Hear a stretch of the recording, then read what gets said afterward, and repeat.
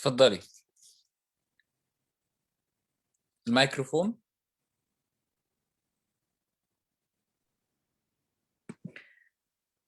Hi, I'm engineer Omnia Al-Bahrawi from Egypt. I'm head of the Entrepreneurship Committee in the Egyptian African Businessmen Association.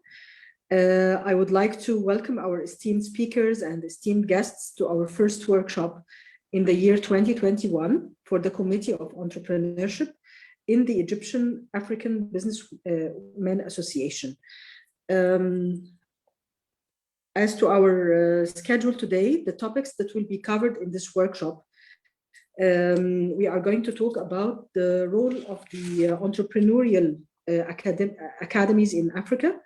The topics that we're going to cover in the workshop, first we're going to have an introduction about entrepreneurship in Africa in general. And then we are going to have a presentation about entrepreneurship, the future of the African economies. It will be presented by Mr. Oliver Fortune Chalkodzor from South Africa. And then we're going to talk about the strategies and tools to optimize African business and opportunities for entrepreneurs by Mr. Tandi Omitogan from Nigeria. And then we are going to have a presentation about the role of entrepreneurial universities, the African best practices by Dr. Wael Dusui Bedda from Egypt.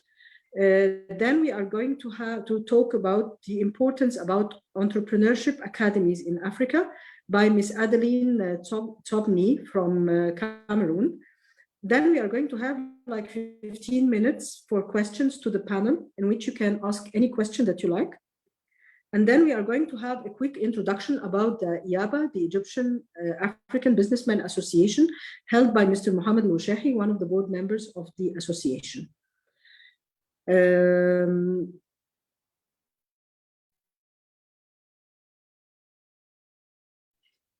First, I'm going to about the topic of the workshop.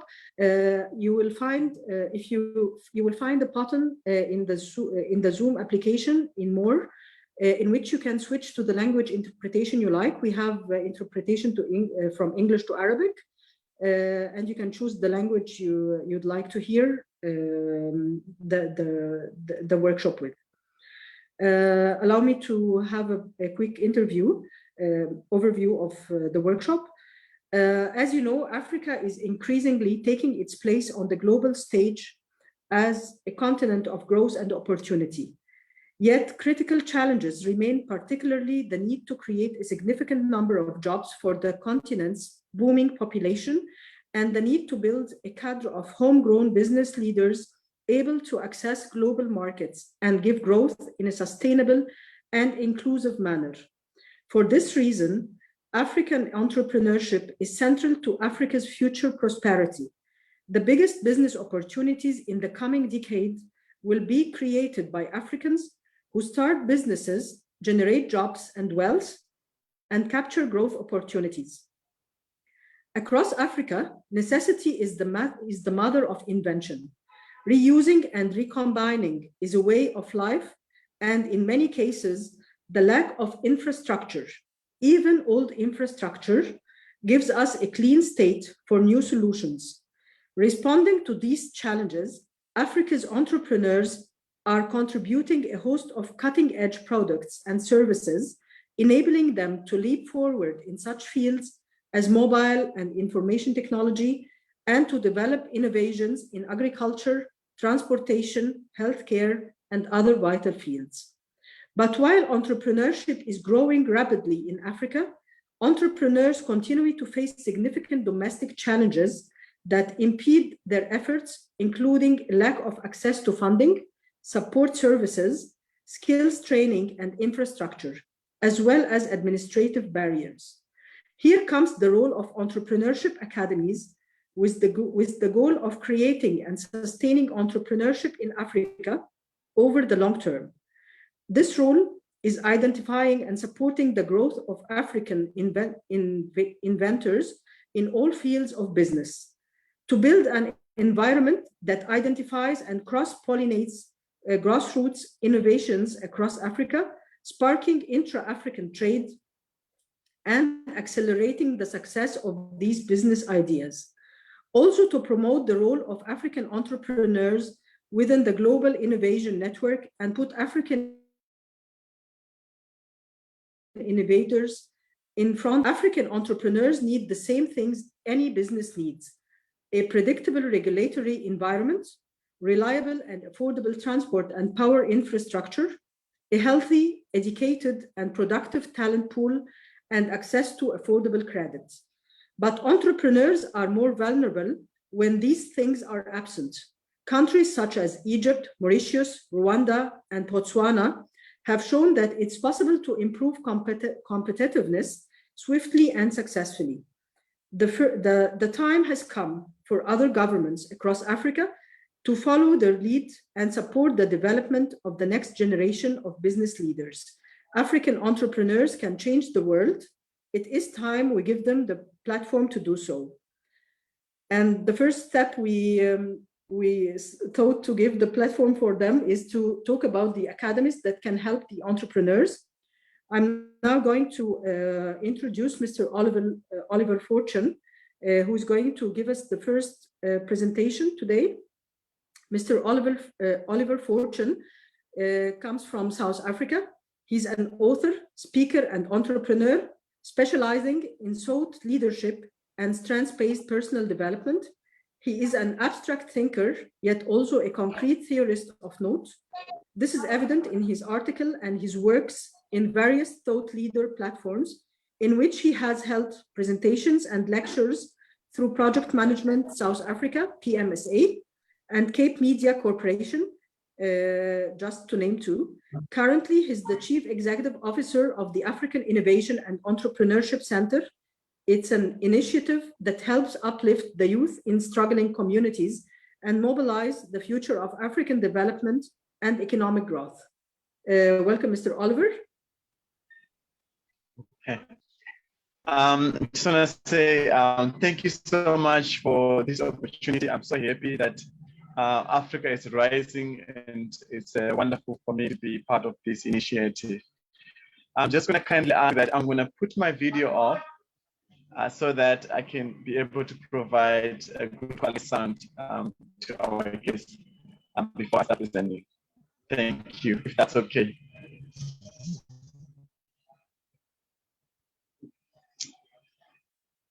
Okay, so once again, thank you so much to everyone that has joined today.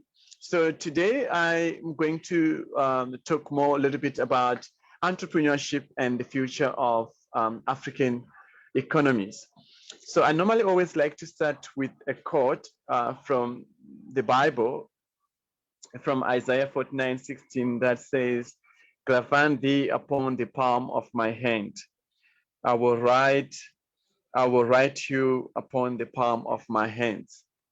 Brain Africa, digital convergence, and the delivery of tomorrow's economy. So if you look at Africa, Africa has been seen over the years as a continent that is not developed, that is full of disease, that nothing good can come from Africa. But if you look at today's economy and look at the new generation of Africa, we need to look at how do we develop Africa? How do we build collaborations in a way that will be able to rebrand Africa for the benefit not just of the Africans, but of the greater globe. But if you look at the brand Africa, you can see that it's under siege. Recently, from the research done by the World Bank, we found out that the intra-Africa trade in today is still sitting at paltry at 14%. This is according to the World Bank. And this also means that billions of dollars flow out of the continent to pay for the imports made from beneficiated commodities that Africa has exported. So if you look at some of the work that we do in Uganda, for example, where we support smallholder farmers, mostly women, who produce shea nuts. And in most cases, these shea nuts are being shipped to Europe before we do value addition. And there is no fair trade between Africans and Europe. But what we want to be able to brand or to support is to make sure that we support the African entrepreneurs and also to collaborate in order for us to do value addition so that we can be able to own the whole value addition in order for us to build economic growth across Africa. And Africa is also paying a lot of billions of dollars for licensing fees, for example, IP, intellectual property, owners across the world for those products that are produced here in Africa. So that's made in Africa isn't synonymous with made by Africa. So a couple of years ago, I wrote a book that is called The African Hidden Potential. And in this book, I talk about the Africa we want. I talk about the challenges that we are facing as Africans. And also I propose ways on what we can do as Africans to be able to build our continent. There's a quote by Immanuel Kant who said that the best way to predict the future is to invent it. So again, how do we build the Africa we want? There's a quote from my book that says, entrepreneurs from all walks of life can truly gain meaningful insights that facilitate constructive conversations.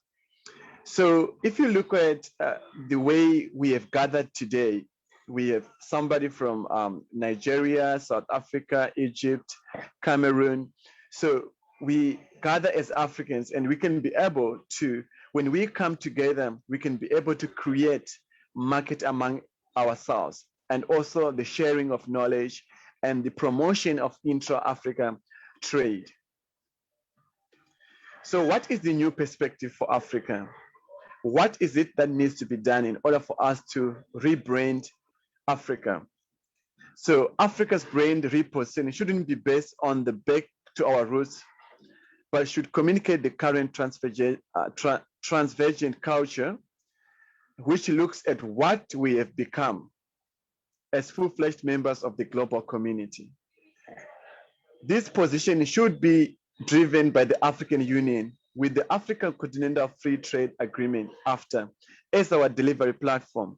So if you also look at the launch of the African Continental Free Trade Agreement that is being delivered by the African Union, in order for us to rebrand this Africa that we want as Africans, we need to use the Africa Continental Free Trade Agreement as a platform. If you look at African continents, we are a very large continent. We can take China, Mexico, Western Europe, India, United States, Eastern Europe, and Japan, and fit it into Africa. So we are a large continent. And again, if we look at AfTA, it's also bringing us together. So AfTA is bringing Africa together in order for us to be able to build the Africa that we want. AfTA policy. So what is AfTA policy? So AfTA policy is policy and business joined at the hip. So the objective of the Africa Free Continental Trade Agreement is to drive intra-Africa trade among AU member states. And if I look, I have never done business with North Africa. And today I'm here, I am speaking to this platform. And I think in the future, we can be able to build collaborations that can be able to run programs that meet objectives in order for us to grow the Africa that we want. And also, if you look at AfTA policy, the objective here is for the digital trade like e-commerce, as well as to market and sell. And also AfTA also aims to reduce barriers to trade. And while digital trade like e-commerce reaches across a continent. So we also look at, if you look at the digital, is Africa, the question is Africa ready for the fourth industrial revolution? And that's where we need to engage all stakeholders, including the government, in order for us to build the infrastructure of the Africa that we want so that we can be ready to be able to go digital and do business and compete globally. So the opportunities for creating digital work in Africa, so global traded services, labor observing platforms. We can also look at the Frontier Technology Hub. Okay. And also, if we look at the imperatives for achieving African digital prosperity, we look at the universal digital inclusion, which means our standards in terms of the infrastructure needs to be good, government support. Definitely, our African governments need to support the infrastructure development, the fourth industrial revolution, and also we need the human capital that is equipped. So those are one of the things that our academies need to be able to include in their curriculum, as well as entrepreneurship, and then innovative business. For me, innovation, for me, it's more about taking what is already there and build it up in a way that is more innovative, but that can also solve our current problems. And then, so the digital economy and e-commerce in Africa. So most e-platforms in Africa are owned and run by Africans. And if you look in terms of the socio-geographical spread, Africa should be perfect for the use of digital e-commerce. And then also the expansion of internet across African countries. It would be great to have all African countries come together to build and to invest in the digital infrastructure. This also can result in a decline in unemployment that is so rife at the moment, and also a significant increase in Africa's GDP. So at the moment, we've got lots of young people that are looking for jobs, and there are no jobs. And I think last year we lost about 18 million jobs in Africa, looking at the AU research. But now we can be able to empower them and also encourage entrepreneurship during early on in life so that they can be able to become entrepreneurs, which in turn will create jobs and wealth for the African economy. Then companies will also benefit from e-commerce if they trade freely between the African Union. So our recommendations is to enhance digital trade in Africa, is to build trust in e-commerce and reliable payment systems for consumers and businesses. Also, public and private funding needs to be encouraged to support the digital economy. And then training for the digital economy and for B2B e-commerce is essential. This can also be included in the new curriculum for the academies. Women, the youth, and entrepreneurs from rural communities should be encouraged to enter into digital economy. I know, as I said earlier, we still have issues in terms of the infrastructure.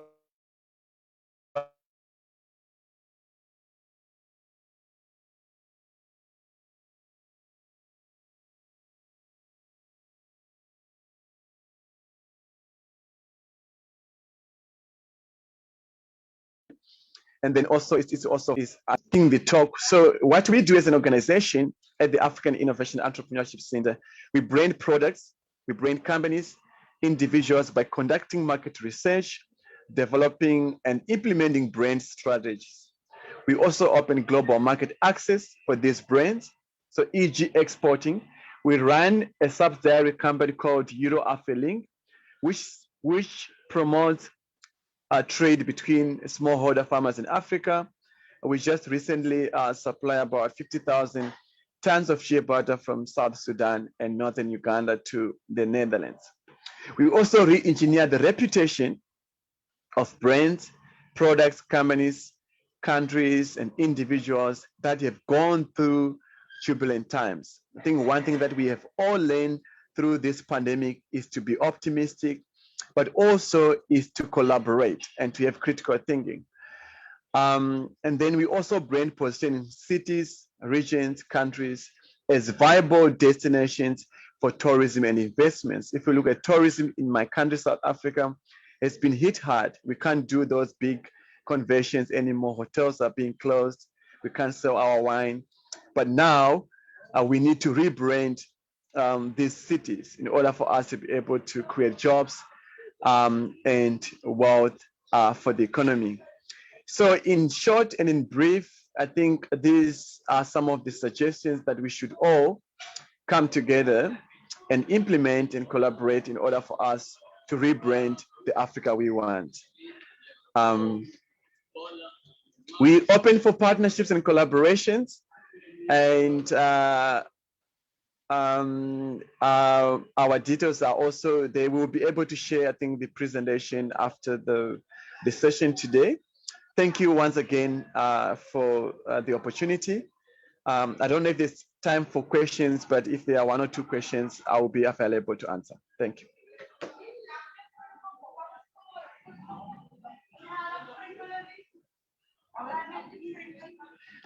You are muted. Sorry. Thank you, Mr. Oliver, for the very fruitful presentation and for the recommendations that you said at the end of your presentation. I think they were very, very useful. As you said, if anyone of the attendees have one or two questions, we have time for answering them now.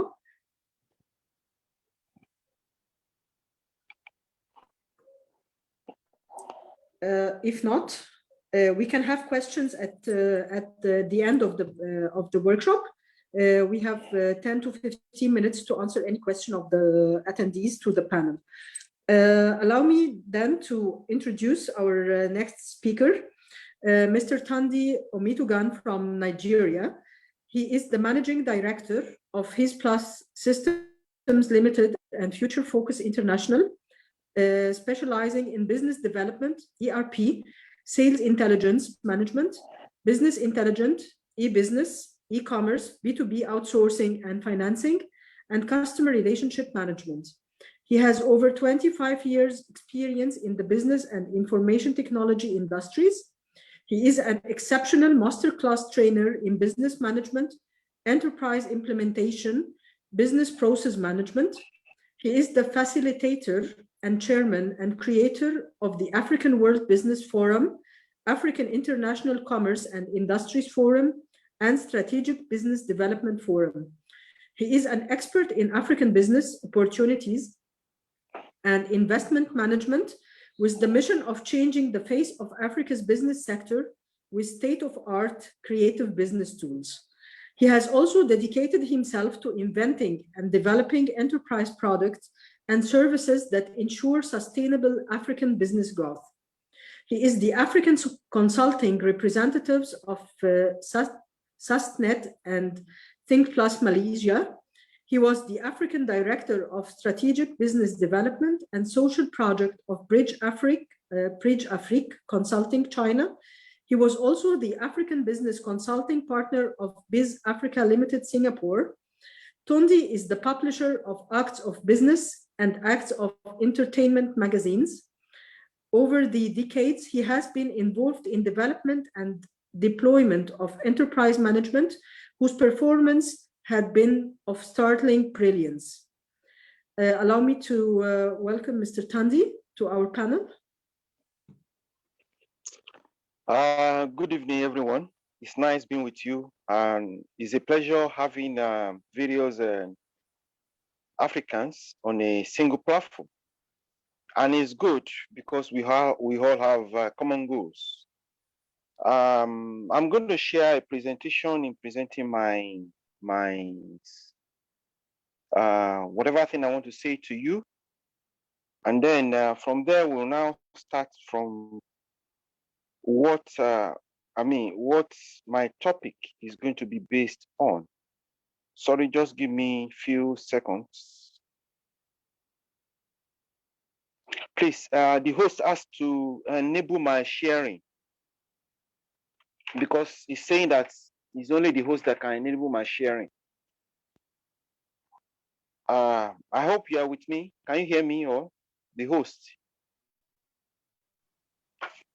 You have to enable my sharing, but if not, then I have to present it without you seeing what I'm going to present. Hello. You want to open the share for you, right? Yes. محمد ممكن تفتح الشير من عندك لمستر تاندي عشان يشير حاجة من عنده.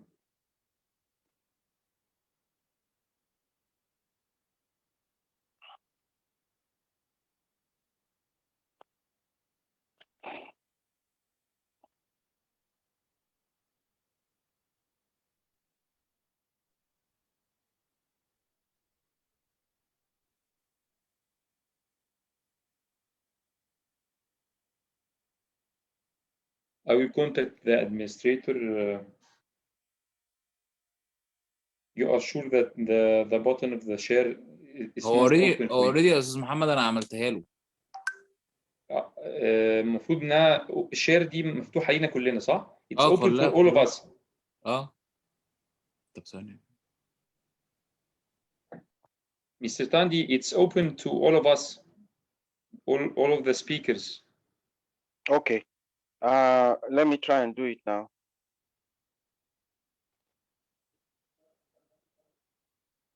Because if I share it, you will understand it and you will know what I'm saying.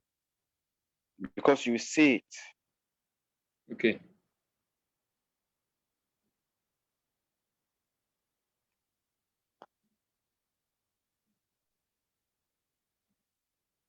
Sorry, just wait.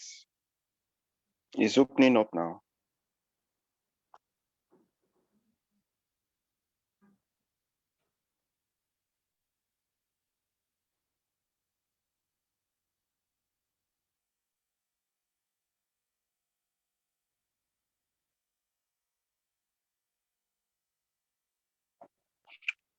It's not opening from here, but let me continue. Let me just start. Okay. Let me just start. I hope you all understand. You all understand me, right? I'm going to speak in English. And yes, yes, we understand you. Okay. My topic is strategies and tools to optimize African business opportunities. Business opportunities for entrepreneurs, for you and I.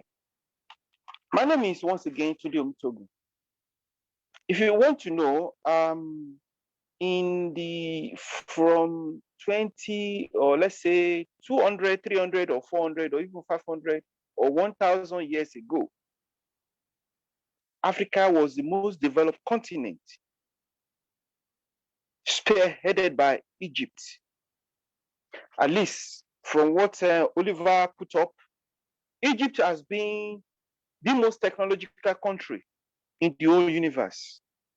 That 200, 300, 400 years ago, until this century, maybe from 19th century to 20th century, 20th century, 21st century. Even from whether it doesn't matter your religion, by the time you read it, you will see the feat performed by the Egyptians. The kind of technology they came up with, all those mummy, all those things are done with Egyptian technologies, which even up to today, if you find something that has been in existence for the past 200, 300, 400 years, you have to employ Egyptian technology in finding out who is this person that died 400, 500 years ago. So that shows the essence, the extent to which Egyptians were great entrepreneurs in the past 1,000 years. Like I told you, my topic is strategies and tools to optimize business opportunities in Africa. I mean, in the whole world. As you know, Africa is the least developed continent in the whole of Africa. I mean, the whole of the world, in the whole world. At the same time, Africa has been the only continent that produce, I think we produce 1/4 of the world mineral resources. If anybody from China or US need mineral resources direct, which is called, what do we call it? Real mineral, real agricultural content, it has to be from Africa. A content that has no HMO, modified content that they use all this modified content to produce. It is only from Africa. And that is why you find out that COVID-19, the effect of COVID-19 affected the Africans the least. Those Africans that are in Africa, I'm talking about. So let's start with this. What is an entrepreneur? Because that is the basis of our discussion this evening. An entrepreneur refers to the process of creating a new enterprise and bearing all its risk with the view of making profits. It is also a person who creates a new enterprise and embraces every challenge that it develops. And this operation is known as an entrepreneur. As an entrepreneur, everything you bear the risk. Everything you know how to succeed. Everything you know how to make profit. An entrepreneur is also a person who starts a new business and usually risk his own money. You have to put everything. It's either you survive or you die in it.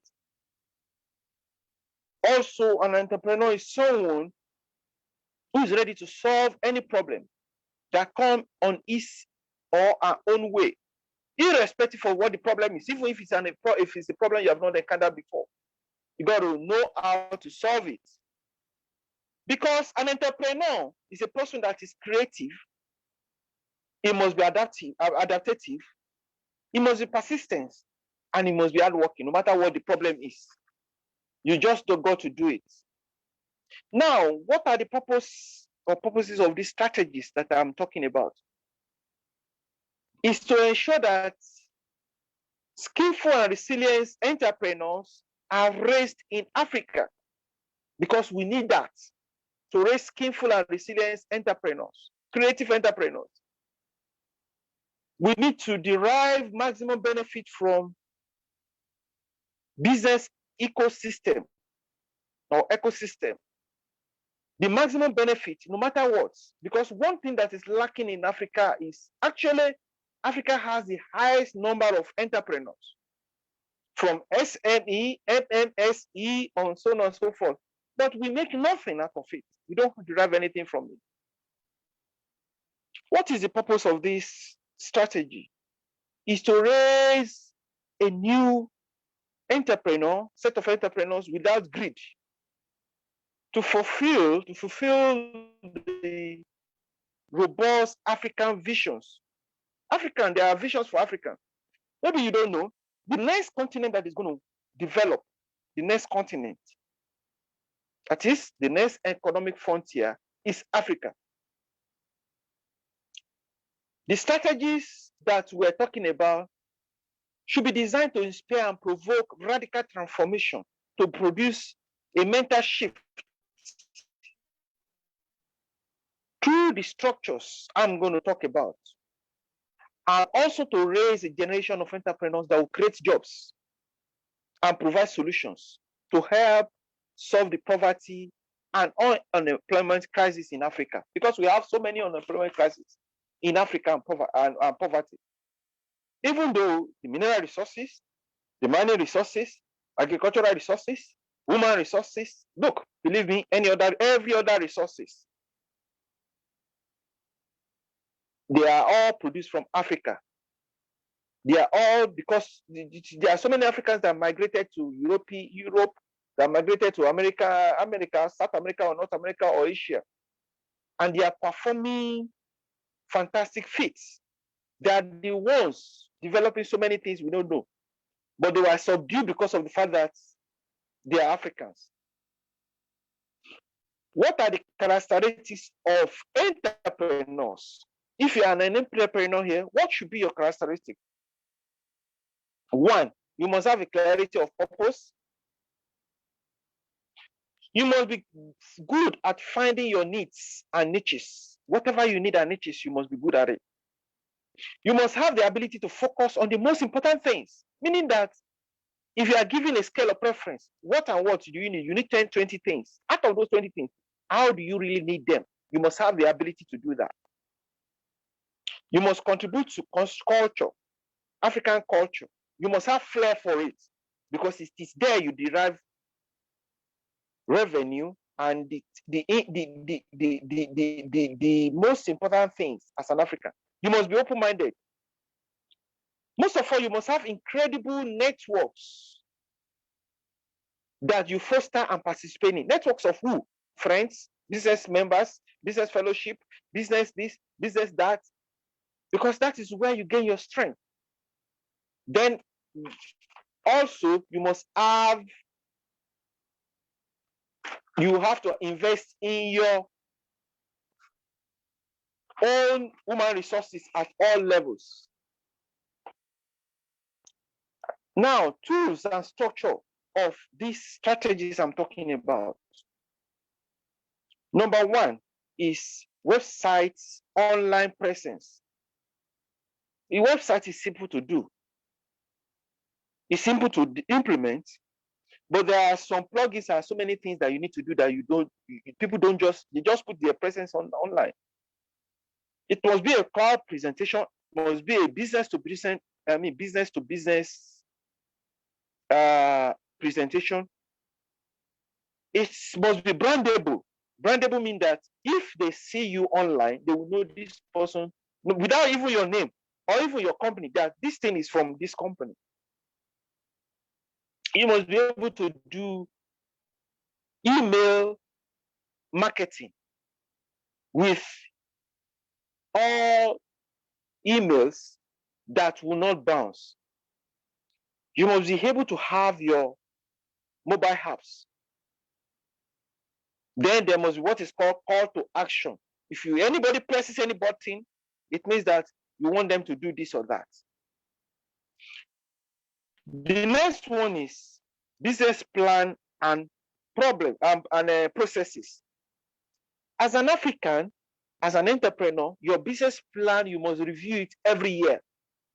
Businesses in Africa is very dynamic. It changes at every point in time. In fact, if you leave your business in Africa for 1 year and you don't look after it, there is tendency that business is going to go down. There's no doubt about it. Because like I told you, 70% of Africans are entrepreneurs. So whatever you do now, in the next 3, 4, 5, 6 months, somebody would like to learn from you and do better without even you telling them anything. So you must review it. And this business plan must contain financial plans of 1 year, 2 years, 3 years, up to 10 years. In fact, that brings up the issue of reviewing it.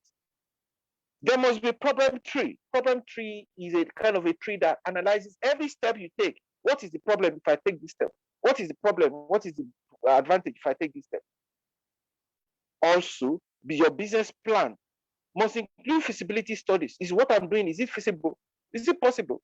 If it is possible in 2021, in 2022, it may not be possible. Some people will crop up and then they will. That is why you find out that in Africa generally, if the owner of a business dies, within a year, his business dies. It's not going to come up again. Because they don't put in place strategies and all these things that will make it continue over time. That your generation, your children, or your children's children will benefit from it. The least of all is the management team. There was an incident. A company is going bankrupt in Nigeria. And he needs me to get him, his company, about $2 billion. And I told him, whatever thing I'm going to get you, I'm going to take 2 or 3%. I think then I charged him 5%. He agreed with me. But he didn't. And I said, before that, you are still going to pay my startup fee, consultancy fee, which is about $20,000, just $20,000. He refused. He was arguing with me, and in fact, we fought. And I told him, when he called so many people who introduced me to him, I told him, and I told them, look, I am the only one that can get you $2 billion. $2 billion, you think you can get $2 billion on the street of New York or in United States or in China? To pay me $20,000, you are arguing with me. Can you do it on your own? If you can do it on your own, go ahead. I don't even need, whether it's 2,000 or something like that. Because an African entrepreneur must know his niche. That is what I'm telling you. That if I do this thing, it will fetch me this thing. Not the one that will say that because you don't want to, what this means is you don't want to invest $20,000 in your business. And you expect somebody to invest $2 billion in your business. It's not possible. Because that $20,000, yes, it may go fine, it may not go fine. But I've assured you that at least whatever it is, 70% is going to go. But you didn't do it. Eventually, well, that's a past. That was about 3 years ago. Another thing, an African entrepreneur must do that. His business must include e-commerce and e-business. Whatever thing you are doing, services, rendering, product rendering, you must have e-commerce through social online shopping into your business. Another one is digital marketing. Digital marketing is massive. It just looks like a digital marketing that they are just marketing something on social. No. It involves so many things. If somebody in US, okay, US is very big. Let's look at somebody in a very remote place, Somalia. Even though he has money, he's looking for something that nobody has. He should be able to trace you easily. Then another one is ERP, Enterprise Resource Planning, which involves every computerization of your company must be embedded in this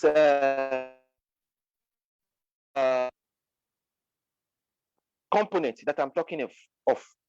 In order to talk up my time short, because I know I've nearly expended the 20 minutes, we have talked about business plan, business process to eliminate redundancy and fraud. We have talked about products and services, value chain and value added. That is very important.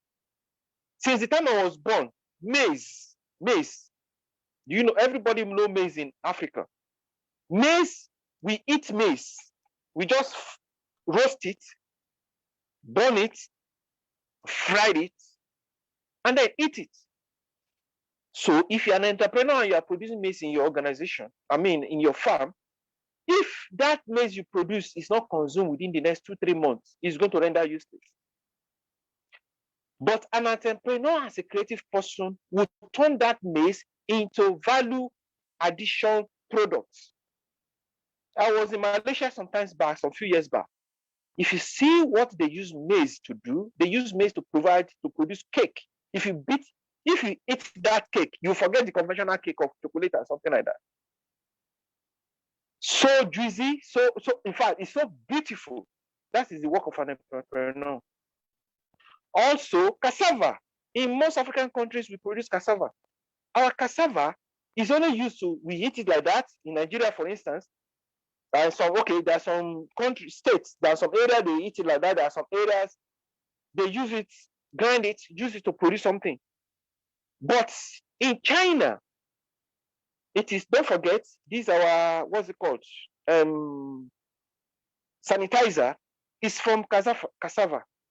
Those are one and even minimum something. The cassava I see in Africa that is produced, the sanitizer produced from Africa is smelly, oily, which means that it's part of the standardization we're talking of in standardization and packaging we're talking of in these components.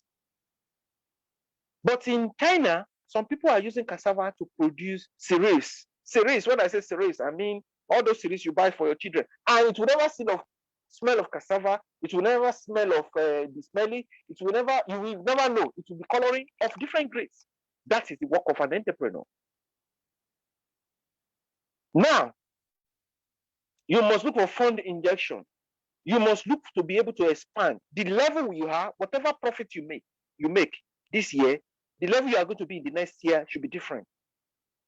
The same thing, joining chambers of commerce and industry. You must be able to chamber like this Egypt, Africa chambers. There are so many. We have 2. Unfortunately, I didn't even know Oliver, the one that I just saw before. We are collaborating on some things. I never knew he's part of the program until yesterday night. That when I saw his name, we are collaborating on some things. Even though our things, the kind of thing we do together, we nearly align, but we are collaborating. You know, chambers of commerce, entrepreneurs should be able to. A chambers of commerce should be able to produce what is called institute of either business or politics or on anything, because chambers of commerce will make you to put you on a business trade, on exhibition, on conference and branding, and on a network. If you get all these people, because this is where you are going to get your connections. About a few months ago, a Chinese called me and is needing cassava. The whole cassava he needs. No, in fact, it's only Nigeria can produce it. What I mean is that the quantity. But then I mean, the quantity it needs. If the whole Africa, just one company, if the whole Africa combine their cassava together, they will never be able to supply him. On the most serious note, Nigeria is the largest supplier of cassava. But the issue is this: the amount of money is requesting per district, which is typical to Chinese, is very small. And that is where after continental free trade agreement comes in. When this one is fully implemented, these Africans will be able to export things among Africans, and the price will be higher. Because if a Chinese come from China to import something from Africa, definitely the price will be low because of the freight charges and the taxes. But within Africa, it's a free trade, so it will be the beneficiary will be the producer of those products. The lastly but not the least is the ERP, enterprise resource planning. You must be able to organize your organization with human relationship management, human resource relationship management, HRP, sales management, purchasing management, accounting management, and so on and so forth. If you don't do this, you are entering into Waterloo.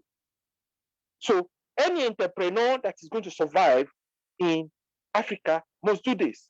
You must be able to integrate it to be among the economic producer in Africa with all these ones. There's a guy I know.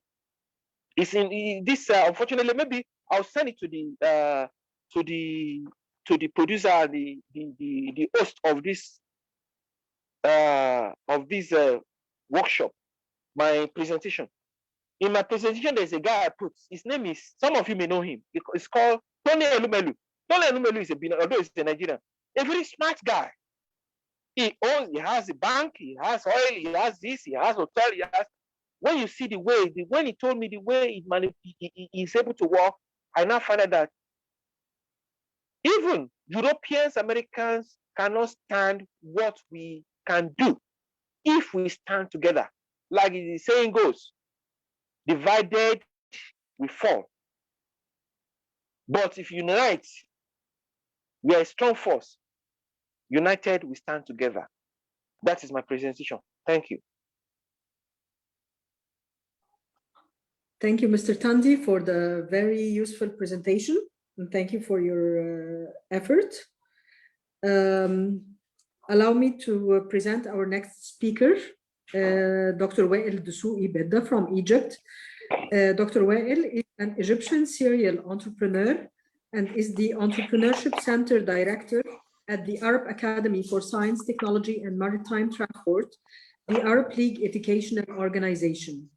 Dr. Wael is passionate about inspiring entrepreneurs to have a remarkable business vision that is scalable and profitable, capitalizing on 19+ years of experience in entrepreneurship, launching and scaling startups, also capitalizing on his distinguished skills in marketing, sales, and feasibility study gained from the family business he used to lead in addition to business consultation.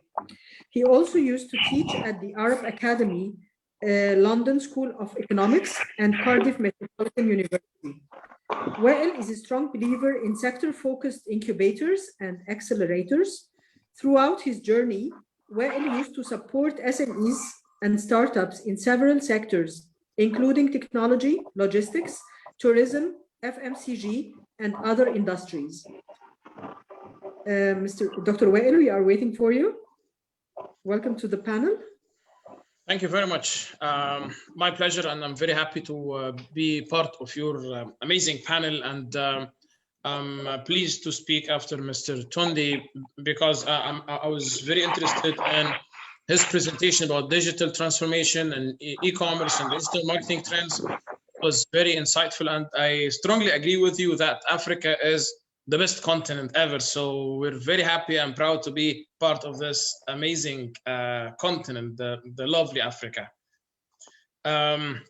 Actually, in the beginning, let me give you a quick overview about our university, because the topic of this session is the role of entrepreneurial universities in promoting entrepreneurship. So because universities can do a lot to promote entrepreneurship among youth, and accordingly in the entire continent and in each and every single country. If we start with university, if we start with even school, students, based on our experience, based on what we've been noticing and see what we saw the last 10 years in Egypt, education makes a lot of impact and change the mindset of young generations and change the mindset of youth.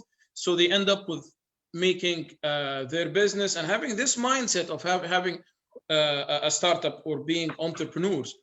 I'm leading the Center of Entrepreneurship at the Arab Academy. The Arab Academy is the educational organization of the Arab League or League of Arab States. We are not private university and we are not public as well. We have a kind of diplomatic identity because we are the Arab League educational arm. So we are an international organization focused on education. We have 7 branches in Egypt, and we have a branch in Emirates. We have a branch in Syria. We have training institute in Saudi Arabia and in Sudan as well. We started to focus on entrepreneurship, and the Center of Entrepreneurship and the university was launched 5 years ago. And actually, this made a difference, a real difference. It made an impact over students and young entrepreneurs, not only our students, it also impacted young people in the country. When we started, we had an overview of the best practices worldwide. We visited many incubators and accelerators in United States, over 15 or 16 incubators in the United States. We visited centers of entrepreneurship and incubators in Thailand, in Indonesia, and Korea, and Bahrain, and many countries. So to have a kind of what's going on in the global entrepreneurship space.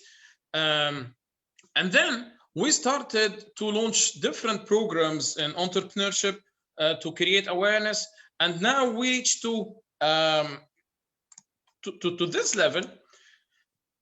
If you can see the presentation, my presentation, this is what we call our implementation strategy matrix. Do you see the presentation? Yes, we can see it. Perfect. Thank you. So we're proud to have many programs in entrepreneurship. We have different incubators. We have incubator focused on tourism. We have incubator focused on supply chain. We have incubator for students and fresh graduates. We run a national and international competition, but basically when we started, this wasn't the beginning. We had different programs, but the target was not very clear. But now we have this matrix. We have programs targeting our students. We have programs targeting the Arab youth and African youth as well. We have programs targeting startups and the different levels of maturity of the startup. So we have programs for young people who have the intention to do business, but they don't have idea. We have programs for people with idea. We have programs for people who are launching their business. We launched the first incubator focused on supply chain and logistics. It's not focused on students, actually. We support entrepreneurs regardless of their background, regardless of if they are members or part of our student or university or not.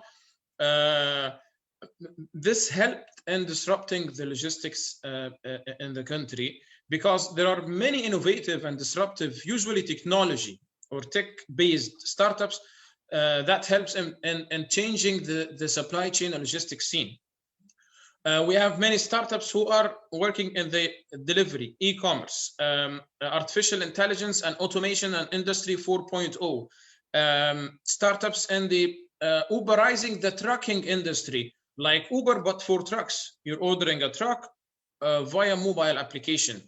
And we have a startup focused on shipping, import, export, different service providers, different startups usually have technology component in their business, but at the end of the day, they focus on disrupting and changing the supply chain and logistics because in many industries, supply chain is a very challenging cost element in the business. So having technological solutions is helping a lot, especially big companies. We also have another incubator focused on tourism. Again, technology and tourism. tourism technologies in general. For example, one of the startups are using artificial intelligence to customize trips who are coming to the country. So they analyze their lifestyle and preferences and interests based on their social media behavior, and they propose or recommend a program for them in Egypt. So what kind of places to visit, what kind of shopping to do, what kind of food to eat based on their preferences or lifestyle. We have another startup that operate in the eco-lodge industry called Econobia. We have another startup using VR, virtual reality, in promoting touristic destinations instead of going, because as you all know that we have many touristic destinations in Egypt in different cities, so tourists cannot make it to all destinations. So when they go to Aswan or Sharm el-Sheikh or Cairo or wherever, he can go to the virtual museum or Orient, it's called Orient Museum, and just watch what's going on in other cities. So many startups in tourism that helped a lot in changing and disrupting the tourism sector in general. Startup school that is responsible of training and mentorship and certification. We have our platform that is responsible for teaching entrepreneurship, online platform, AAST Startup School. Actually, because after the COVID, it became very challenging to outreach to participants, to people, to entrepreneurs. So we came up with a customized online school focused on teaching entrepreneurship in partnership with the International Council for Small Business, and it helped a lot in disseminating and creating this culture of entrepreneurship. But at the end of the day, we always want to focus on the students, because students, we have thousands of students in our university, and we have hundreds of thousands of students in our country. So if we focus on promoting entrepreneurship and changing their mindset to be entrepreneurs and to do their own business, this will have a huge and major impact in the entire country and on the economy. So we have an incubator focused on our students and fresh graduates. We give them support, technical support, subject matter experts. We give them grants, financial support to start their business as well, because they might need it in the beginning. What's most important is that we inspire them that they can. I mean, they can do business, they can launch their startups while they are students. I mean, early 20s, they can do business, and we have many success stories. And the incubator helped them to believe in their capacity, and we help them in forming a real business to come to reality or come to life. We have another pre-incubation program, which is Yalla Startup. It's a kind of capacity building for people with an idea, but it's not a crystallized, matured business idea with a clear strategy, with a clear vision, with a clear business model. So we help them throughout the 3 months program to make sure that their idea is more crystallized and more matured. Another program for our graduate students, helping them to be freelancers. What is the top trends in the market for freelancers? Like definitely most of the skills needed are tech related. People are looking for developers, programmers, UI and UX, user experience and user interface, digital marketers, analysts, data people who are specialized in data analysis. So I mean, this is the kind of skills that we try to direct them, and then we do a kind of matchmaking with the freelancing platforms. So we help our graduates to find their path or their way to be freelancers. In addition to teaching, entrepreneurship was very important. Student society was also very important in promoting entrepreneurship among the university students. Again, when we were outreaching non-students, we had thousands of applicants, we had thousands of startups, we had thousands of entrepreneurs. But on the other side, we had very few students participating in our programs. So it was very challenging, because if we cannot penetrate the student community and the student societies and the student mindset, that they have this mindset of having their own business or being an entrepreneur someday, not necessarily what they're studying, but at least they have the mindset, they have the intention to do that. We will end up with very few people after 10 or 15 or 20 years doing business, because the traditional mindset is when they graduate, they do their masters and they try to find a job. And it is very challenging, especially after COVID, to find proper jobs for fresh grads. So we needed and we had to do a lot of different activities, 360 kind of strategy to outreach students through incubator, through pre-incubation, through student societies and student activities and student clubs, focus on promoting entrepreneurship, through teaching entrepreneurship or entrepreneurship education. They take classes and they take courses, online platforms, so they can study entrepreneurship from home as well. So, and we also, and this was very successful, and the impact of the Rally Startup Competition was really helpful to outreach and to disseminate entrepreneurship among young people and among youth. We started 4 years ago with Rally competition. It was focused on our students, and then we scaled the competition to be nationwide competition. So we support entrepreneurs in the entire country. And last year we had the Arab Entrepreneurship Rally competition. It was a competition all over the Arab region. So we, in partnership with UNIDO Bahrain and Chambers of Commerce in Lebanon, and the closing was in Bahrain during the World Entrepreneurs Investment Forum.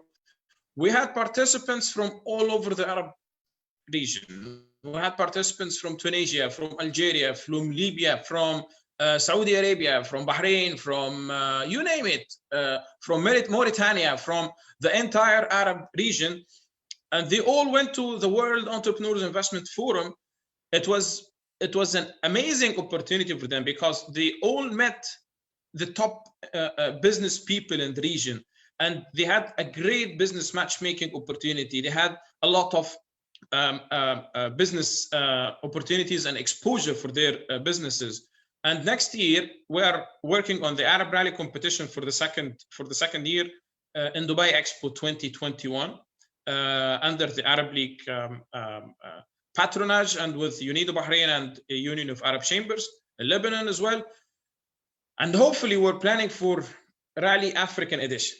So looking forward to cooperate in the rally competition, and if we have audience from other African countries, we'll be very happy to have you on board during the African rally competition.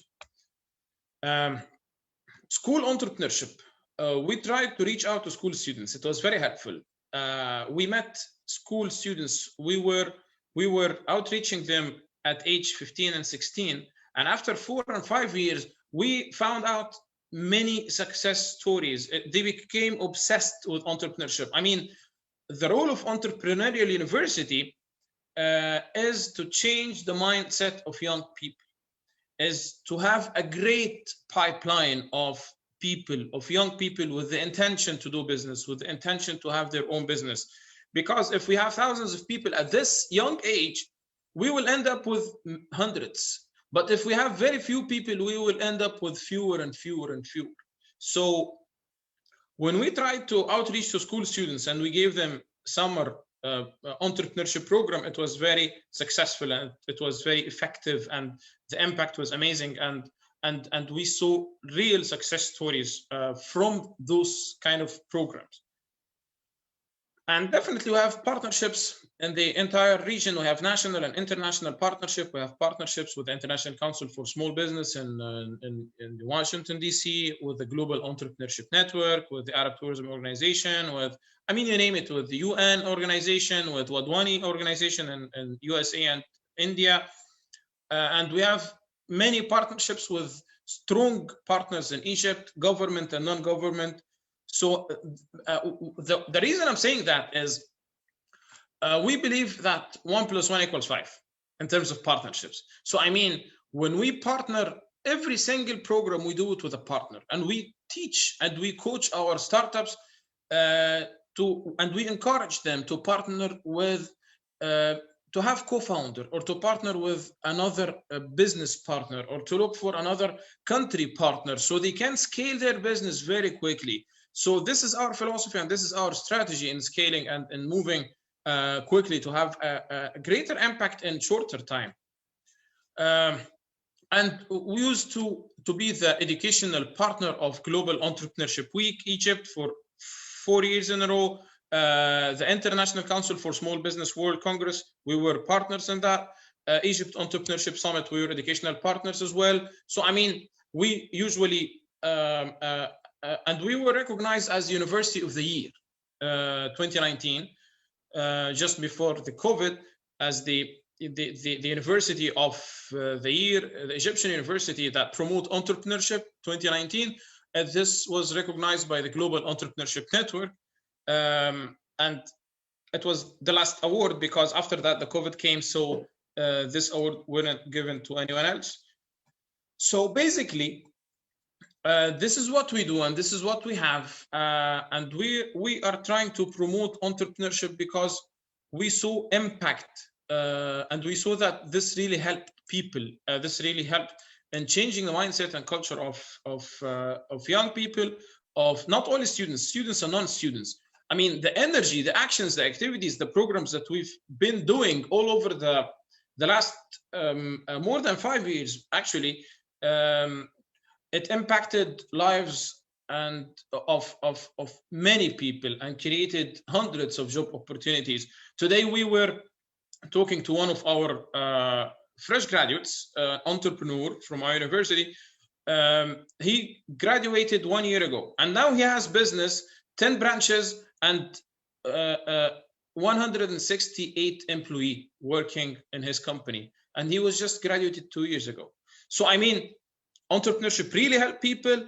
Being an entrepreneurial university, having many programs in entrepreneurship, having incubator focused on students, competitions, conferences, matchmaking with potential partners and the ecosystem. This really helps in changing the culture and mindset, and this really helps in ending up with real businesses and many success stories. So I would really encourage all the universities, and we're very happy to cooperate with any university who wants to replicate the model, because when we started, I believe we started the right way. We had an American consultant who was advising the Global Entrepreneurship Network, and she stayed with us for months in Egypt in our university, just to make sure that we have the right strategy to start Entrepreneurship Center. And then we visited many incubators. We visited George Washington University. We visited Carnegie Mellon. Carnegie Mellon University, by the way, they have patents patents that exceeds $1 billion. 1 billion, not 1 million, with B, not M. So one university in the United States, Carnegie Mellon, they have patents that worth $1 billion, and they have startups and spin-off companies with over 250 million US dollars. This is one university. So, I mean, we visited different incubators, 1776 incubator, TechTown incubator in Detroit. I mean, we visited many incubators in Korea and Thailand and Indonesia. Indonesia, they have a very unique model. One of the best model I've seen, actually. It's based in Surabaya city in Indonesia. It's an amazing, lovely city. They have a university there called Ciputra, and the university is entrepreneurship focused university. So every single student, regardless of their discipline, I mean, whether they study engineering, they study computer science, they study arts, they study anything, they must major in entrepreneurship. This is their major and this is their focus. So the university is entrepreneurship focused university. the result is 50% of the students, they graduate with a running company. So being an entrepreneurial university, having a university focused on promoting entrepreneurship, this is really helpful. This really helps in changing the mindset of young people, because they usually form their personality and their vision and their dreams and their expectations and career path at this age, 18, 19, 20 to 23 maybe. So if everyone around, their colleagues, their students, their family, their parents, the community, the culture, the city is having this mindset, traditional mindset of graduating, having their masters, working in a company, definitely 99.99% will follow the same path.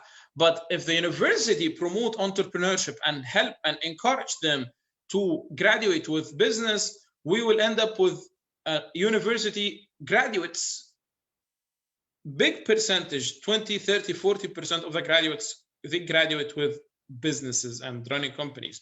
And even if the company fail, if this business fail, and this is very possible because even big business tycoons and big business people, the most experienced companies, multinational companies, they fail many times. And we always hear about business failures and business success cases. We hear about Kodak, we hear about Nokia, I mean, this is very common all over the world, especially with the technological disruption in every single industry, in the car industry, in the automotive industry, in the telecommunication industry. So it is very acceptable that a young-led startup fail. But if the startup fail, they will learn a lot. They will have experience in running business. They will have different experience in different business functions. They will have different experience in reading markets and analyzing markets and making business deals, and experience in sales, and experience in competition analysis, experience in finance and reading financial statements. So this will add a lot to their experience. So when they graduate, even if they try to come up with a startup and it fails, this will give them a huge experience that will add to their personality and leadership style and their competency as university graduates. So this is for me, and I hope that all universities really focus on promoting entrepreneurship, and this will never come unless the top management of the university are strong believers in promoting entrepreneurship. Our university president is the champion, actually, because he supports the Center of Entrepreneurship, and he full support, administrative, financial, partnerships, everything. Without the support and encouraging the top management, it will never happen. I've visited a university in Thailand, one of the top universities in Thailand, with a friend of mine, and we met the university president. She was talking about entrepreneurship as if she's the director of Entrepreneurship Center. I mean, she knows details about entrepreneurship, not only generic, holistic, conceptual things. My friend told me that he visited her 6 years ago, and they just didn't want to work in entrepreneurship because this is not on their priority list by that time. But 6 years later, when entrepreneurship became a must, and all universities, even the ranking of the university, in some cases they rank university based on spin-off companies, number of startups, innovations, patents. So all top universities now, when they started to focus on entrepreneurship, it became a kind of race. So everyone wants to be on the top of the entrepreneurship scene. So I would really advise everyone in the African continent to support, to believe in university role in promoting entrepreneurship for students and non-students as well, because they have subject matter expertise, they have outreach, they have labs, they have technical know-how that helps anyone in the country and make their life easier to start their business. So thank you very much, and I'm very pleased and happy to participate in your panel. Thank you very much. Thank you, Dr. Wael, for the very, very, very fruitful and informative presentation. If the audience doesn't have any question to you, I have one. So I just have to wait if someone has a question. Yeah, I have a question to Dr. Wael. Can you hear me? Yes, please.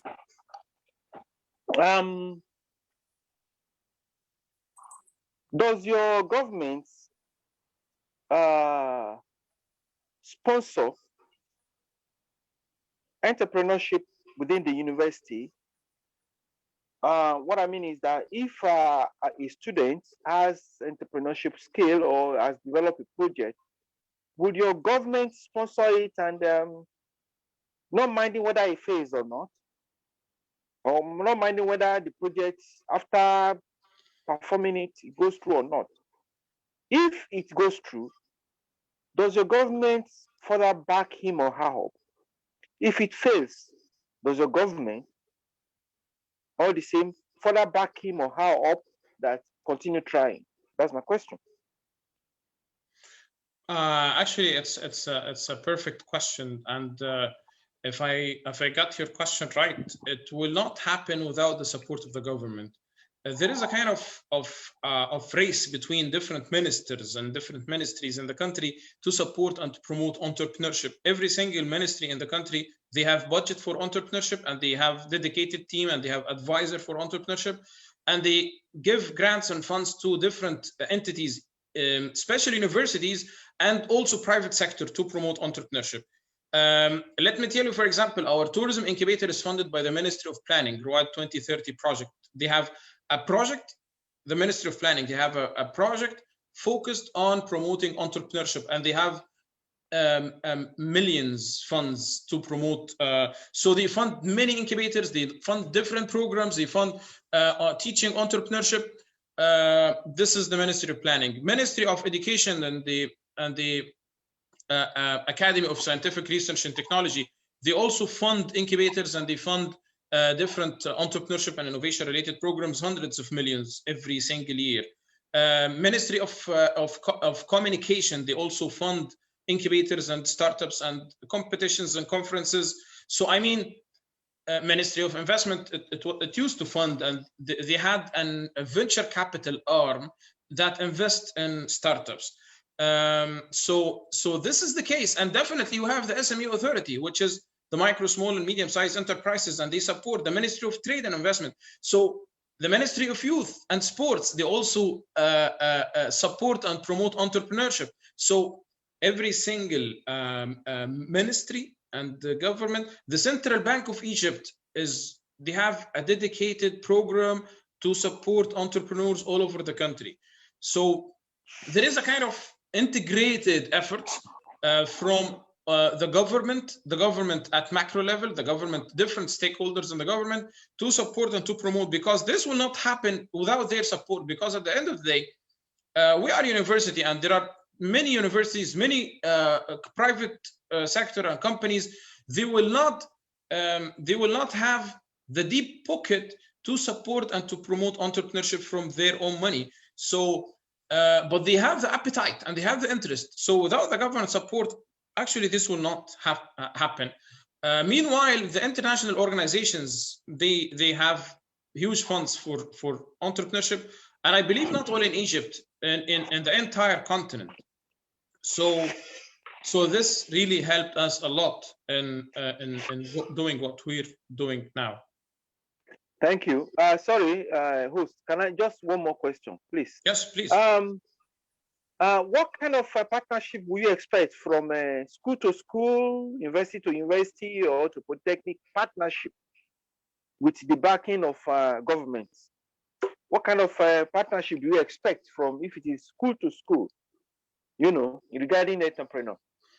Yes, it happens because we usually have different resources and we have different outreach. For example, my university, we have campus in Aswan, we have campus in Alexandria, we have in Cairo. Other universities have campuses in other cities in the country. So if we want to have something regional or national, we partner.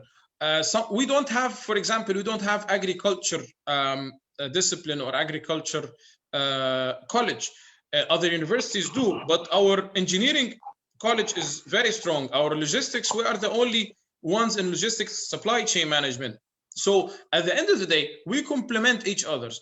One of the examples that we've been doing for years now is the rally competition. We've been running the rally competition, Egypt rally competition. Yes, this is our competition, but we partner with different universities in different cities in the country because we have the know-how and we have the expertise and we support them in their programs. Meanwhile, other universities have other programs in other niches or specializations, so we complement each other. The good thing about the entrepreneurship ecosystem is we usually cooperate, not compete. Usually we do that because at the end of the day, most of us are not doing this for profit. We are a non-profit organization. Most of universities are public universities. Most of us, we get funds to support entrepreneurs. So at the end of the day, when there is a kind of strong partnership or consortium, it will be much easier to get funds from the government or from international organizations to help us to move forward. So yes, we cooperate definitely. Okay, that's all. Thank you, and I really loved your questions. Thank you. Thank you very much. I think we have a question from Mr. Hisham. So if we can unmute his mic, please.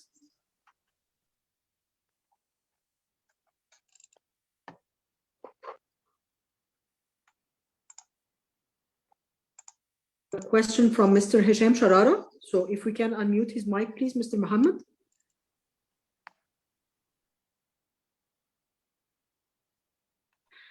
Okay, until we solve this problem, I have a question for our three speakers, and I would like to have in order to sum up our workshop, I would like them to evaluate the Academy's performances in their countries, because we are in the IAPA, we are a continental association, and we'd like to have an overview not only on the Egyptian academies, as Dr. Wael told us.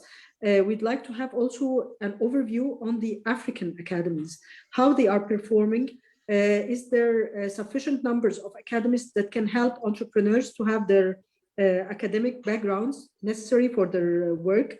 Are they performing well? Are they in cooperation with the countries, the schools, the universities? How do you evaluate this experience? I would like to start with Mr. Oliver, please. Thank you so much once again for the opportunity.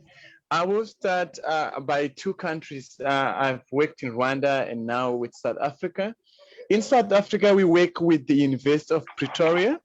With the Vice Chancellor's name is Professor Tawana Kupe.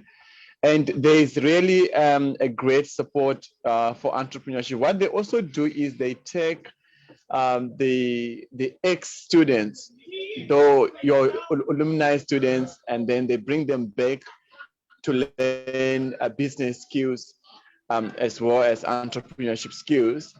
But I think if you look at other countries, I saw Rwanda is also, I think it's also is progressing, but I'm not sure in other countries. I think what we need to do is to do more research and to share knowledge and content and see how best can we collaborate. I think what stood out for me today is collaboration is the key in order for us to be able to address these issues that we are facing as a continent. Thank you. Thank you, Mr. Oliver. If Mr. Tandy, please can tell us information about the same question. You've asked a very, very, very important question. I'm going to let you know something. Why entrepreneurs in Africa is not developing has to do with a number of things. One, funding, government support. Okay, let's look at those two things. I've worked with some organization in China, in Malaysia, in Singapore. I'm going to take those three countries, Singapore, Malaysia, China. When you are in school, when you are graduated, when you are working, those three scenarios, when you're in school, probably doing your project that you're doing, you come across some kind of project development, a discovery. Their government will support you. They will finance you 100%. When you have graduated, you are expected to continue with that. In fact, the basis development of China is on that. China, Singapore especially, even Malaysia. Where you want to go for, in my presentation, I presented something like business mission, then foreign partnership. When you want to do that, the government would finance 70–80% of that cost. You see, even though government might be part of the owners of the company or whatever project you are coming up at the end of the day, but they still finance it. If you like, do it 20 times. They'll continue doing it because they believe in you. In Africa, if you do that, in fact, but then they do it for once, second time, they will jail you because you wasted the money. You see, so in addressing your question, in Africa, we have not really addressed that. In addressing it, we need government support. Like Dr. Wallace said, even though government is supporting them, I made mention of something maybe you didn't even realize. When Egypt fell in terms of technological development, the whole of Africa fell. And the same thing when Nigeria is falling, the whole of Africa is falling. If South Africa falls, the whole of Africa will fall. So we need governments, the entrepreneurship aspect of it. It's only through entrepreneurship that the African frontier, economic frontier can develop. Government is not in the business of making business. It is individual. Government will have to sponsor the individual, and then the individual that have passion for it, then the individual after growing and then generate some things, government will take taxes in terms of whatever it is. That's how it goes. Government cannot, which government in Africa is doing something perfectly? No, government is supposed to support and then take its own cuts as tax, in form of tax. So in addressing your question, no, we still need government partnership. We need not only government partnership, institutional partnership like Egyptian African EABA, you understand? To be in support of entrepreneur, support them, and be partnering with them. It has to be an ecosystem, completely, fully, 360 degree. They produce whatever they want to produce. You help them find the products where they will go to sell it. If they're going to lose, you help them find out how not to lose. If they're not going to lose, you help them find out if they're going to continue out. That's it. Complete financing. It's something that revolves around sustainability, so to say. That's my own view of it. Thank you. Thank you, Mr. Tandi. We have a question from Mr. Hisham Sharara.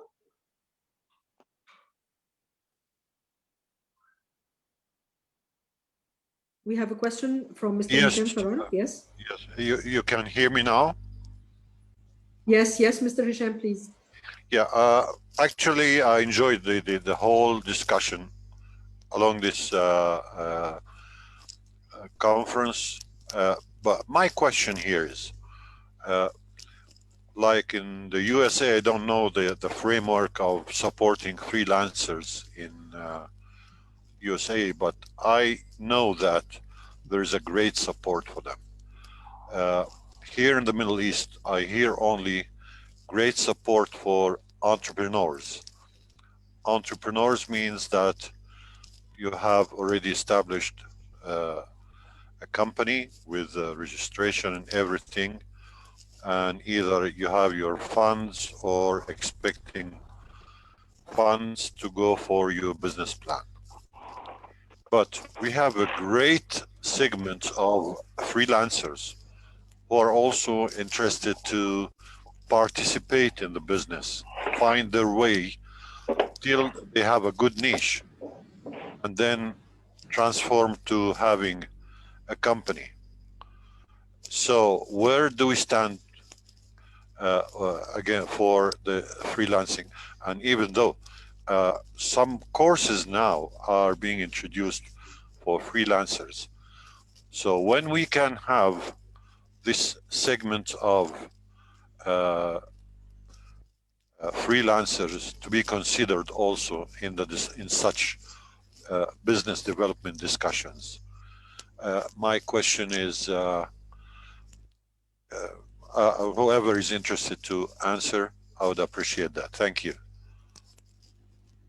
Thank you, Mr. Hisham. If I may just say a small introduction for your question.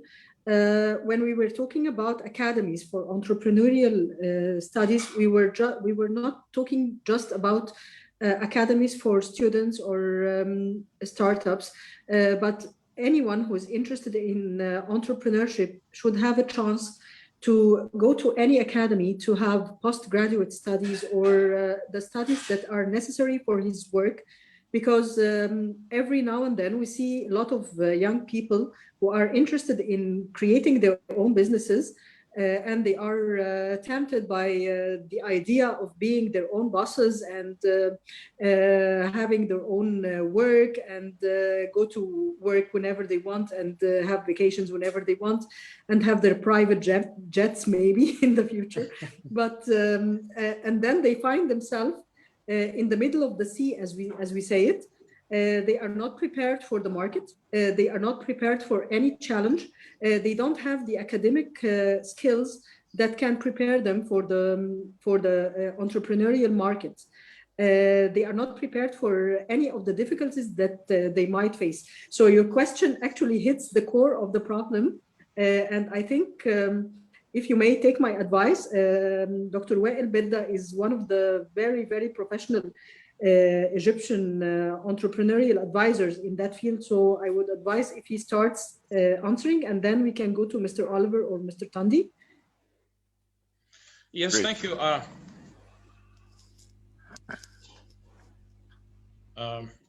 Okay, if I may, with my small experience on that, because at the end of the day, there is a trend for freelancing in globally, worldwide. So I'm really happy that Mr. Hisham referred to this point, because freelancing is one of the top growing business with the technology disruption worldwide. So developers, they don't need to go to office every day, and they don't need to work for. We have even students who are programmers and they do coding, and they get more than $2,000 a month while they're studying and they're students. So freelancing is really booming and is really growing. And we even have freelancers now, even website developers, programmers, mobile applications, designers, content creators, digital marketers from rural areas, not from main cities, not from Cairo, not from Alexandria, from rural areas with less educational background, with less, I would say, exposure to multinational companies, but they can do it with self-learning. They just go online, they watch YouTube videos, they take courses on Coursera and Udemy, and they just learn coding. So this is what happens. This is really booming and growing. And when it comes to regulations, because as you just were saying that the government, the American government is supporting freelancers, in some cases, I would rather go for just leave them alone, because they are self-learners and they know how to learn, and they know how to get to be educated. Some efforts are needed just to raise the awareness about the top skills needed, and this is what's happening in Egypt, for example, through the Ministry of Communications, and they launched a campaign this year for freelancers and the top skills needed and certification for free. But I mean, some cases when many I would say government intervention for people like freelancers, they might have a set of barriers because of regulations. So, but I mean, they need support, yes, and they need awareness about the top skills, and this is what we have in Egypt. And I'm happy that we have many freelancers from different cities, not from the main cities. So this is an amazing indicator, actually. May I say something? Yes. Yes, sure, Mr. Hisham. Yes. What I'm hitting here is not only dealing with freelancers versus their continuous education. I'm talking about now here about this kind of conference that we are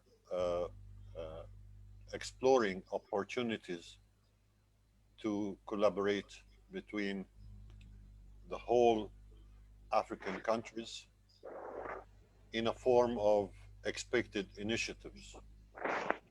So I see that in Egypt, we are always focusing on entrepreneurs.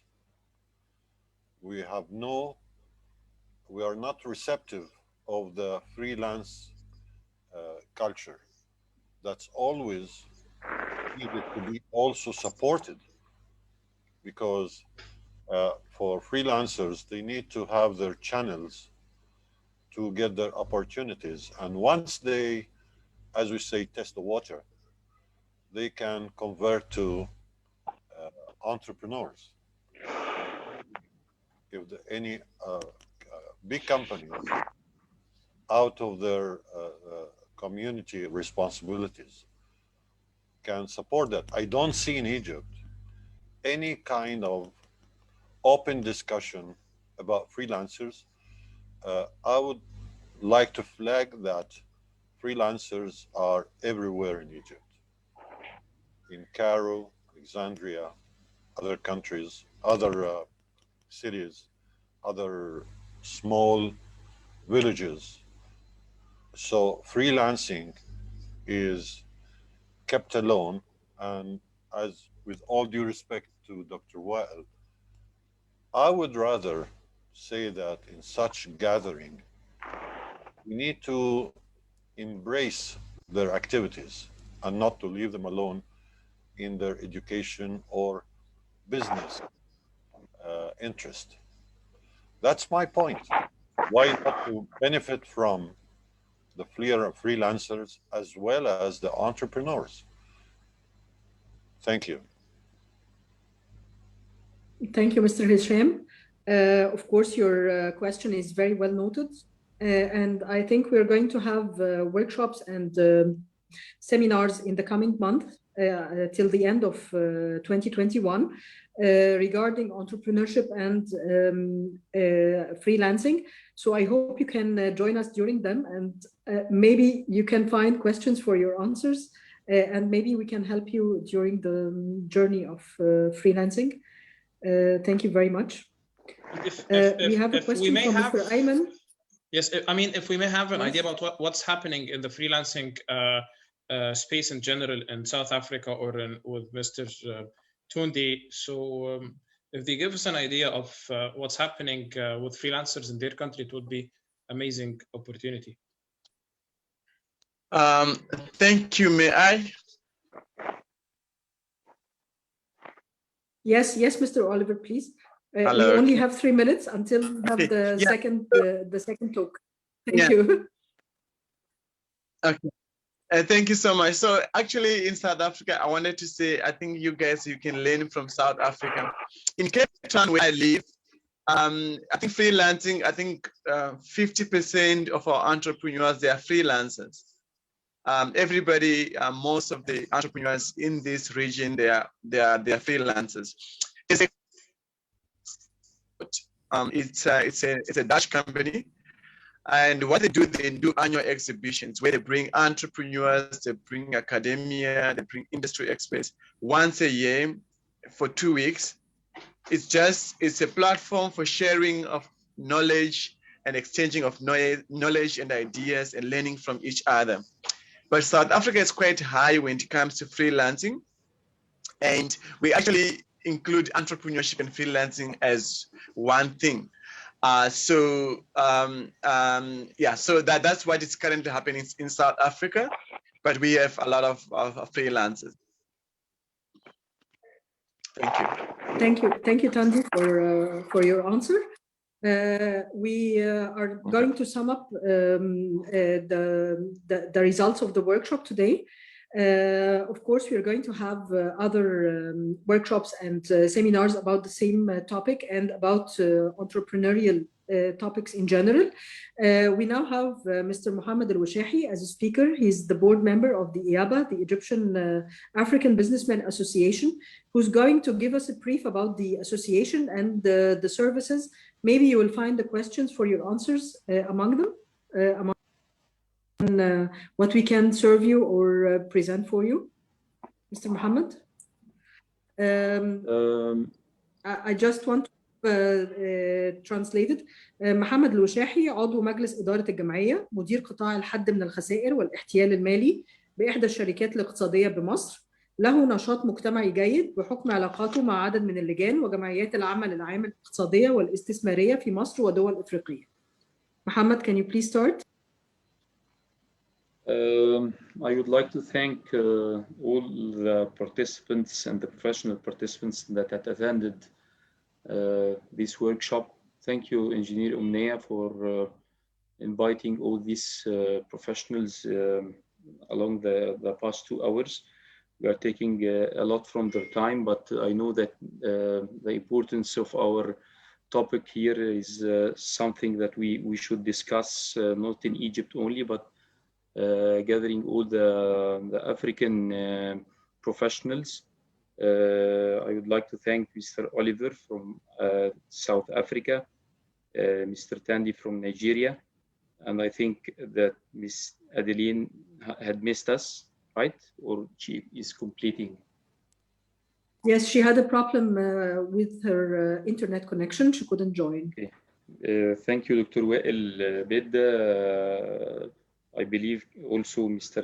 Hisham Sharara had added a lot to our workshop.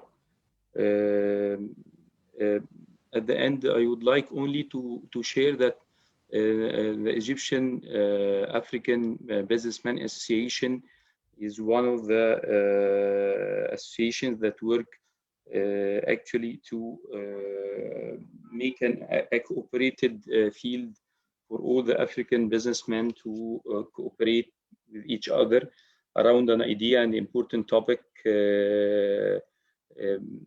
We have 18 committee. We are working with some visions. Our vision here was clear from the beginning of the startup of the association during the beginning of 2020. It was to reach the correct and the right and to develop the economical situation of the African continent. This had been also with the goals of the association. Our mission was that everything could be done with a professional and a vision with hard work, and the goals of developing the economical and the venture awareness of the African countries, the African businessmen, which include Egypt and all over the Arab in the north countries, which we have to also gather them in other workshops and other conferences in the next period, which have been done along the past year, even with the pandemic coronavirus that we faced all the past year. The goals of the association and developing the economical and the venture awareness of the, as I said, This was including the vision of the Egyptian government, and with going with the African countries' vision also to enlarge the needed cooperation with the possible ways. Also, we had to go forward to communicate the different social business cultures for the benefit of the members and their countries. I would like to also say that the association startup with board members, chairman, vice chairman, secretary general, and the treasurer and financial secretary, and 5 board members that had invented the association and are going forward with the committee heads, which include 18 committee. Now we have 18 committee, including entrepreneurship committee, which is headed by engineer Omnia. Also, we have our principles. I think transparency, credibility by mutual work, respecting, and whoever who shares with the activity and the event and the meetings of the association had be respected and treated with transparency and credibility. Association also is a place where there is no difference by any mean between members and the people and the businessmen we are dealing with. We should always respect who go with us in any kind of relation. Also, there is no place for any people who might not share their social work or create a good spirit between all the people.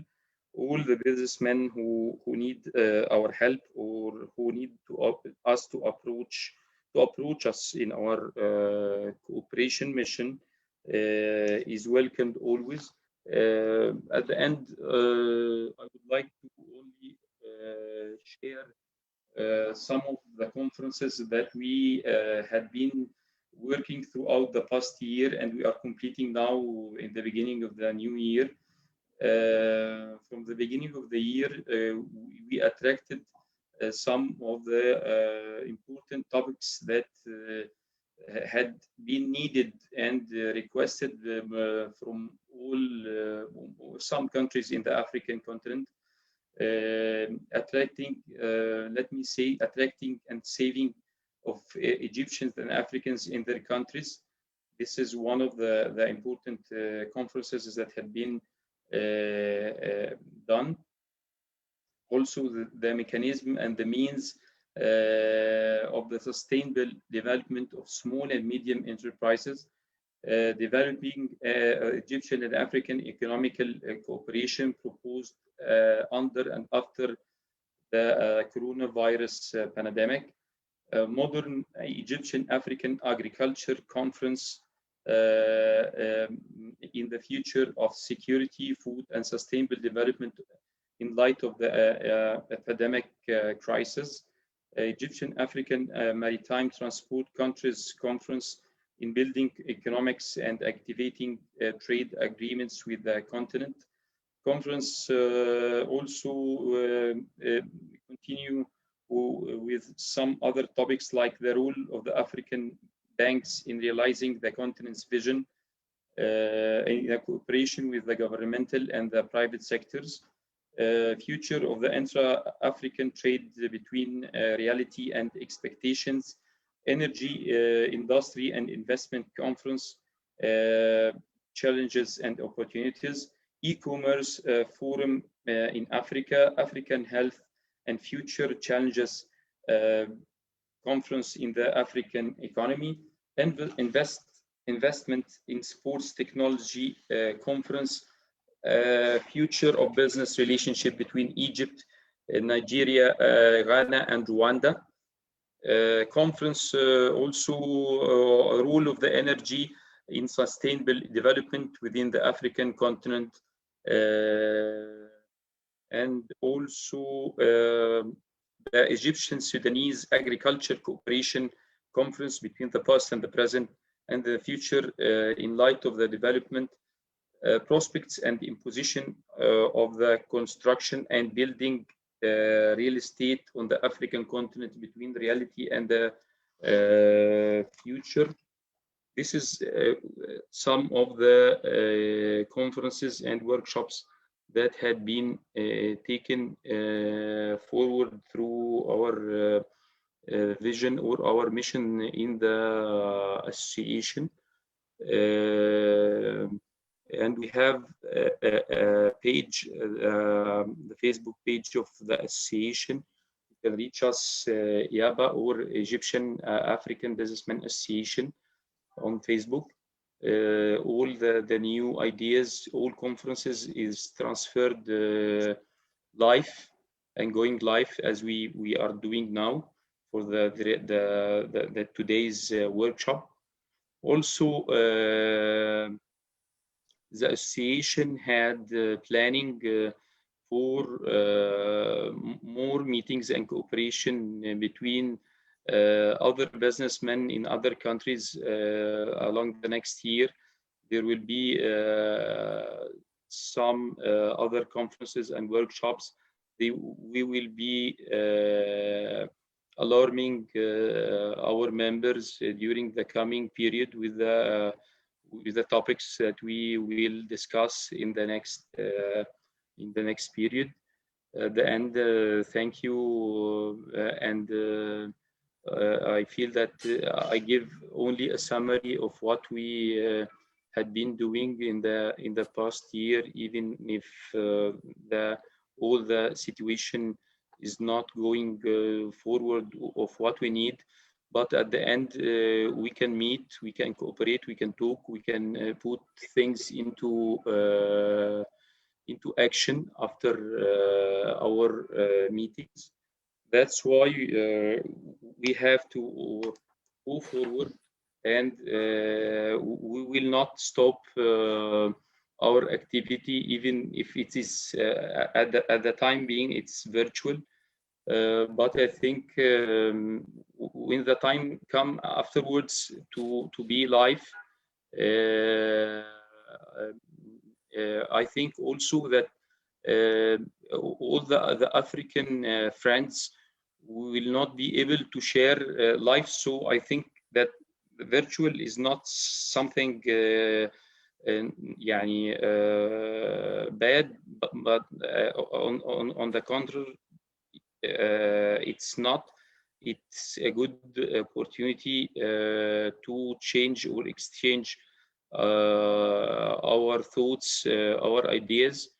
That's why at the end, I thank all the people that had attended, all the professional people that gives us their professional ideas, their vision, and the presentations that we also gathered more information about the topic we discussed today.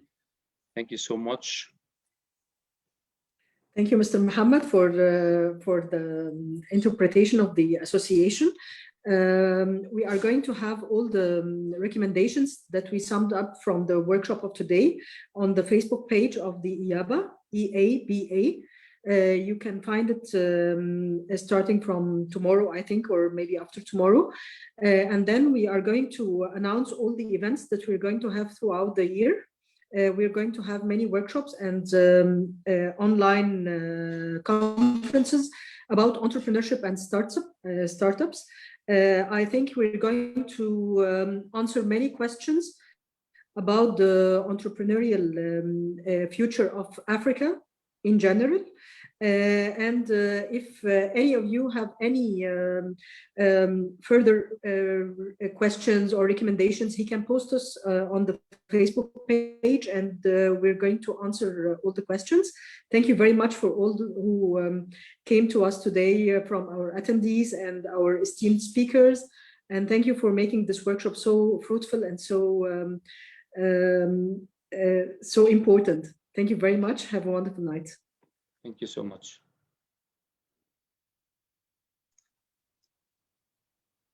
Thank you all. Thank you very much.